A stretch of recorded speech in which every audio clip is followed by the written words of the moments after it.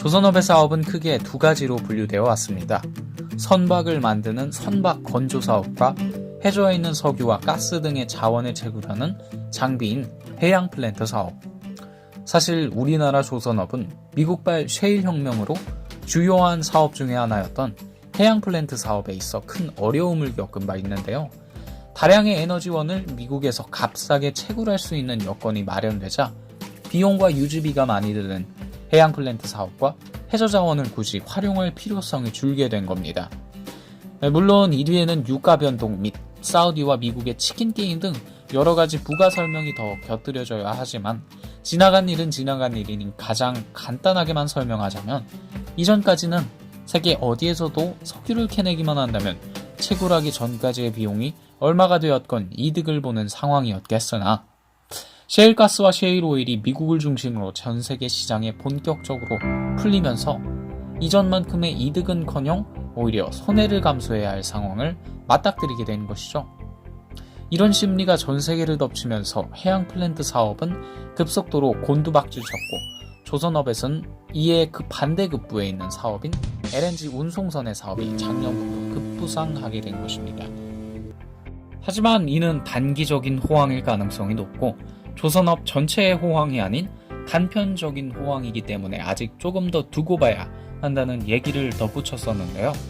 우리가 바라봐야 할 시장은 천연가스 수요 증가로 확대될 새로운 허브, 새로운 시장입니다. 저번 영상에서 언급한 IMO의 규제와 셰일 혁명 등의 여파에 따라 새로운 연료인 LNG를 연료로 사용하는 추진선들이 늘어나게 된다면 이에 따라 새로운 연료를 공급할 주유소와 같은 것 또한 필요하게 되겠죠.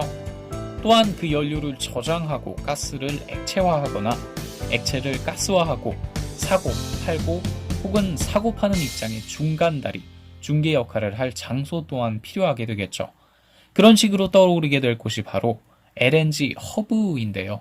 쉽게 말해 시장을 생각하시면 쉽습니다.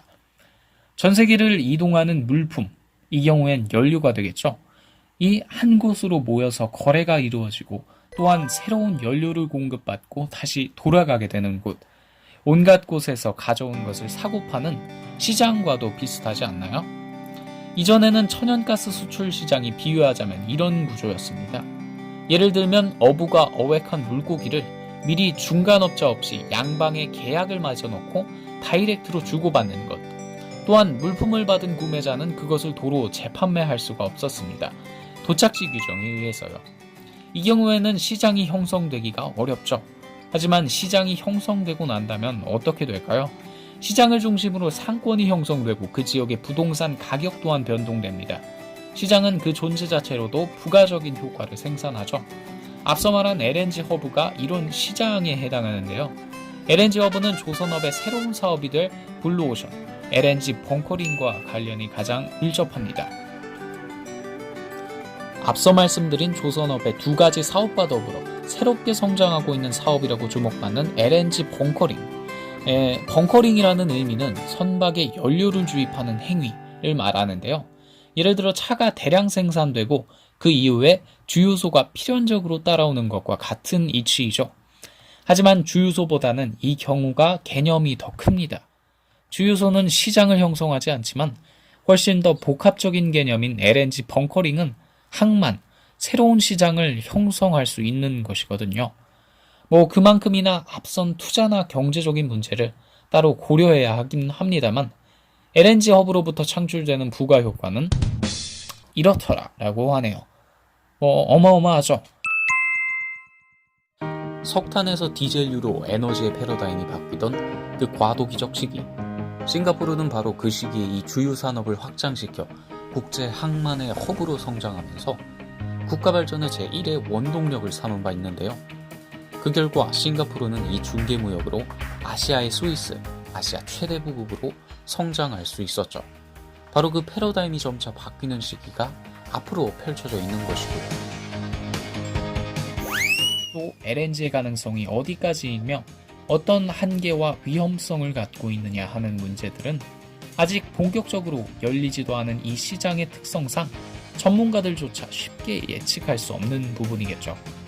이에 더해 우리나라는 LNG선 수주에서 호황을 보이는 가운데에도 아쉽게도 LNG 벙커링 사업에는 발빠르게 대응하지 못했다라는 얘기가 많은데요.